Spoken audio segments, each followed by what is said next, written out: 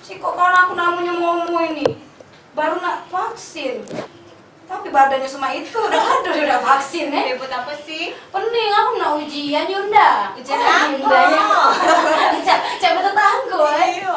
Jadi kayak ini Mbak, aku tuh kan ujian kedokteran. Oh, kedokteran ya? Enggak kan dirahinya kan? Enggak. Otak, mampu otak. Otak tuh pacar di mampu. Pacar, Tapi udah hati mukonya. Oh iya, oke. Nah, Terus? lagi ujian. Aku soal vaksinasi aku nih belum ngerti. Terus aku nih nyontek sama kawan aku namanya Momo. Dia ngomong dia belum vaksin seumur hidup, padahal badannya tegemuk cah itu. Bohong nggak sih itu? Nah, kalau nanya yang Caca itu, ya secara Yundo kan kan kedokteran ya. Tadi Yunda ini. Iya, jadi kita Ada baca? ada tenang. Jadi semua itu akan mendapatkan informasi yang tepat dan benar. Jadi jangan ngarang-ngarang ya, apalagi soal-soal yang Caca ini nih. Jangan ngarang, kaget bahaya nih kalau lulusan kedokteran modelnya Caca ini alamat dah sudah. Nggak boleh nyontek-nyontek cah Ya, oke, kita langsung hubungi Be ya. Boleh. Aduh, udah baca ganggu aku. Halo, Dok. Iya Rara ini Dok.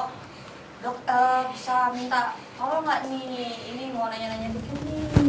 Ini ada mahasiswa kedokteran yang otaknya nggak mampu gitu Dok. Tapi maksa gitu Dok. Boleh ya Dok? Oke, makasih ya Dok. Tenang, mau panggil ke ahlinya ya. Karena disinilah tempat kita pacak bertanya. Ini kita ngomong bahasa Indonesia tuh bahasa Basengnya di Basing sini. ya, dengan bahasa Zimbabwe. Nah ini dia. Halo dokter, selamat datang. Halo dokter. Silakan. Ini dokter semua ya? Iya Saja cantik dokter. ya. Oke selamat dokter. Dokter Salma, dokter Desti, apa kabar? Alhamdulillah sehat. Sehat ya dokter? Sehat. Alhamdulillah. Jadi kita kedatangan dua dokter cantik ini di acara kita seperti biasa. Program kita ini memang luar biasa sih. Ada di Sriwijaya Now tentunya. Kita sapain dulu Mbak Rara. Ya, silakan disapa monggo. Nanti Iya. saya bagian nanya-nanya aja. Iya betul. Oh cek itu. Iya. Jadi biasanya Dian kan sama Kak Fian, sama Kak Momo. Nah itu kebetulan lagi kusuruh vaksin dulu, ngeri ya. Itu virus ya. Ngeri jadi dia dewean dulu di sini dikawani sama Mbak Rara. Terus ada dua dokter juga yang mau ngebantuin Dian tadi pusing soal vaksinasi. Mbak Rara juga mau bantuin kan nanti nanya-nanya saya. Jadi kita bisa kenalan dulu. Ini ada dokter Salma dan juga Dokter Desti, dokter Desti, spesialis anak. spesialis anak. Jadi ini ya ngebahas vaksinasi yang memang Dian tadi kurang ngerti nih dok. Kan lagi ujian tuh banyak banget vaksinasi, apalagi dari kecil kan. Dian tuh tahu tuh kalau anak kecil tuh ada yang disuntik di apa? Di bahu. Iya di bahu. Waktu SD ya? Waktu SD sampai nangis-nangis, lari-lari kan sampai kayak gitu saking takutnya sama jarum suntikan. Nah sebenarnya itu sepenting apa sih vaksinasi sendiri? Misalkan harus banget dari anak-anak harus ada gitu, harus kayak itu lah pokoknya ya. Ngerti kan maksudnya? Iya, ngerti. Kenapa dibela-belain disuntik-suntik gitu ya? Karena vaksinasi itu memang penting Dian. Jadi untuk mencegah penyakit terutama penyakit menular ya. Jadi ada item-itemnya, ada penyakit-penyakit yang sudah ada vaksinnya. Untuk penyakit tertentu yang sudah ada vaksinnya itu penting, jadi kita bisa terhindar dari penyakit itu gitu. Oke. Tapi vaksin itu kan virus yang dimasukkan kan dok? Apa nggak serem tuh? Jadi ini lagi sehat tiba-tiba dimasukin virus itu gimana dok? Iya, jadi memang kan tadi seperti yang dokter Salma bilang bahwa manfaat vaksin itu untuk pencegahan sama jangan sampai kalaupun terkena ini nggak parah salah satunya. Penyakit itu tidak menyebar luas kemana-mana. Yang menjadi bahan vaksin memang berbagai macam, bisa berasal dari virus atau bakteri, tapi virusnya itu ada yang memang virus hidup atau bakteri hidup atau yang sudah mati. Kalaupun hidup, dia sudah dilemahkan, jadi tidak akan berpotensi menyebabkan penyakit, hanya menimbulkan reaksi imunitas tubuh yang bisa dikenali. Jadi tubuh itu udah kenalan nih terhadap antigen atau virus sama bakteri tadi, jadi udah paham nih, udah teringat nih tubuh dengan adanya penyakit tertentu itu. Oke. Jadi jangan takut. Tapi Dok, kalau ngomongin waktu kecil kan itu udah mulai tuh ada yang namanya dari bayi malah. Ini sebenarnya sama atau enggak sih vaksinasi sama imunisasi? Atau beda? Jadi tujuannya sih endingnya sama aja, sama-sama kegiatan yang menciptakan kekebalan tubuh ya. Kalau vaksin hanya terminologinya aja. Kalau vaksinasi itu proses memasukkan vaksin atau zat yang mengandung antigen bagian tubuh atau virus yang lemah ke dalam tubuh. Kalau imunisasi itu nama kegiatannya, gitu. Kegiatan untuk menciptakan imun atau kekebalan tubuh.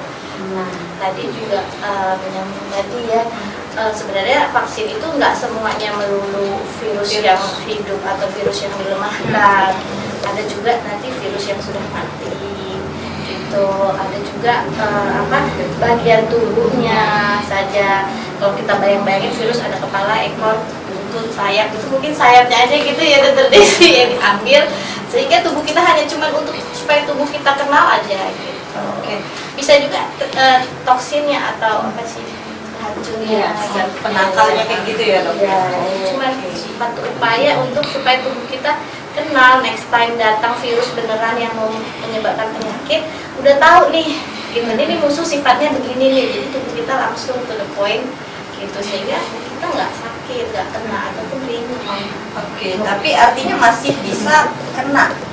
Kalaupun sudah divaksin gitu, misalnya cacar seperti itu kan, artinya masih ada kemungkinan untuk kena penyakit tersebut atau enggak, Dok? Ada, tapi ringan. Ya, karena tubuh kita udah siap. Reaksi tubuh juga kan lain-lain ya. Jadi level proteksi terhadap penyakit tadi juga akan berbeda-beda di setiap orang. Contohnya yang memang range-nya sangat tinggi gitu ya, ada yang sampai 10-80%. Jadi tergantung juga banyak faktor sebenarnya yang dilihat. Kalau misalnya pasien misalnya dia bisa timbul atau tidak gitu. Menentukan keberhasilannya itu. Ibarat kita kuliah lah dia, mau misalnya ujian. Kalau kita udah tahu soalnya kan ngerjainnya tuh lebih santai, dan gampang sukses dong. Kita tahu gitu kan. soalnya, dia kalau ujian tahu jawabannya udah. Jawabannya, iya.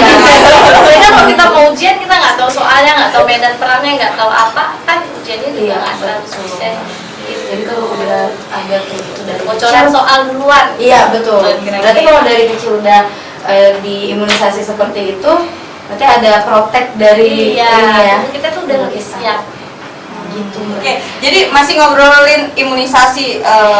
Kalau seandainya ini kan banyak juga orang-orang yang di masyarakat itu, Dok, berpikir nggak mau imunisasi, nggak mau vaksinasi. Sebenarnya itu bahaya nggak sih?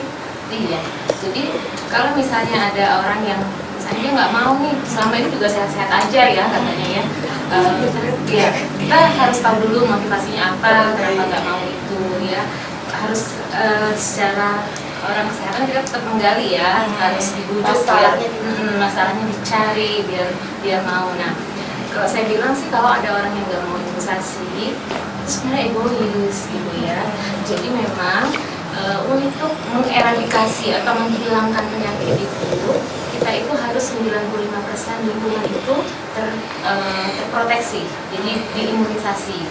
Jadi mungkin dulu pernah kenal yang Indonesia bebas polio gitu ya. Oh, iya. Nah itu kan untuk mencapai eradikasi polio itu harus banyak yang kena, yang diimunisasi maksudnya, diimunisasi, jadi hampir 95%. Nah, akan tercipta yang namanya herd immunity, jadi imunitas lingkungan tadi.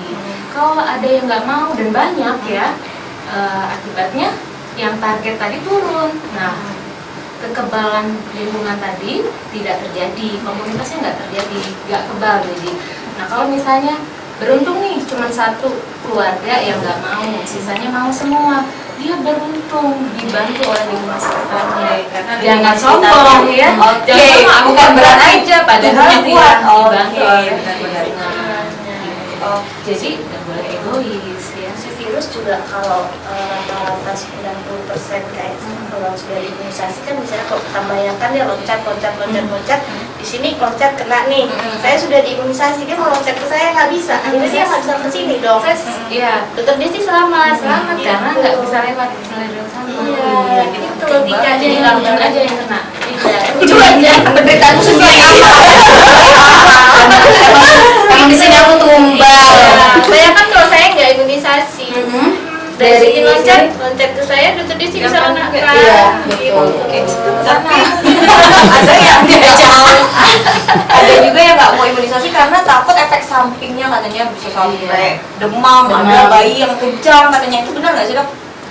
Iya, jadi nggak semua semua imunisasi itu efek sampingnya kejadian. Kita nggak ada istilah efek samping imunisasi, Oh, nggak bukan ada. ya? Oke. Kita nyebutnya kejadian ikutan pasca imunisasi. Karena Jadi itu so far normal kita ya? nggak pernah mengenal ada efek samping gitu kan. Jadi kejadiannya sih kejadian ikutan itu misalnya nggak semua sama untuk semua vaksin. Contohnya kalau BCG nggak ada apa-apa, nggak ada demam, nggak ada apa gitu. Paling di sini ketimbul reaksi kayak bisu, tapi itu justru harapan kita, itu yang bagusnya.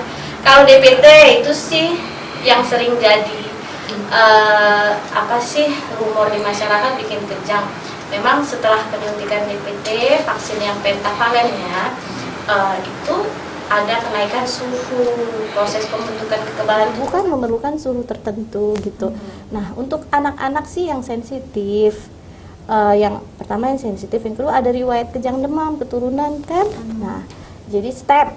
Nah, jadi kalau suhunya naik dia gampang kejang. Itulah ketika diimunisasi dia punya bakat step, istilahnya pernah kejang sebelumnya, diimunisasi terus suhunya naik, ya dia kejang. Nah, tapi kan itu udah ketika imunisasi juga kita udah wanti-wanti kan gitu. Kalau nggak demam sih nggak perlu dikasih penurunan panas.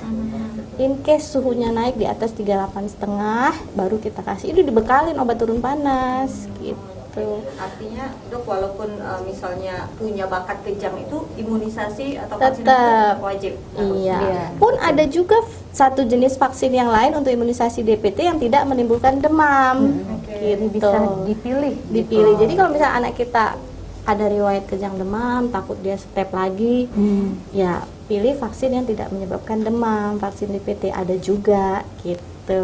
Jadi semuanya ada solusinya Iya sih sih. sebenarnya. Jadi kebuka pikiran aku. Jadi udah bisa jawab soal? Ada masih banyak yang Soal itu. Sampai maghrib kalau kita sini 100 soal. Nah, terus tadi kan kalau ngomongin soal waktu untuk vaksinasi. Nih, kalau Dian tadi kan udah ngomong dari kecil kan harus tuh biar imunnya ini kan Kecil. Masa aku langsung besar banget? Betul lo apa aku keluar. Nah, kalau dari kecil udah dilakukan vaksinasi seperti itu, imunisasi kan, nama kegiatannya imunisasi tadi. Nah, kalau misalkan ada yang belum sempat kita divaksinasi tentang apa gitu kan, ada banyak kan, iya kelewatan. Itu boleh nggak waktu umurnya udah setua Mbak Rara misalkan? Saudara.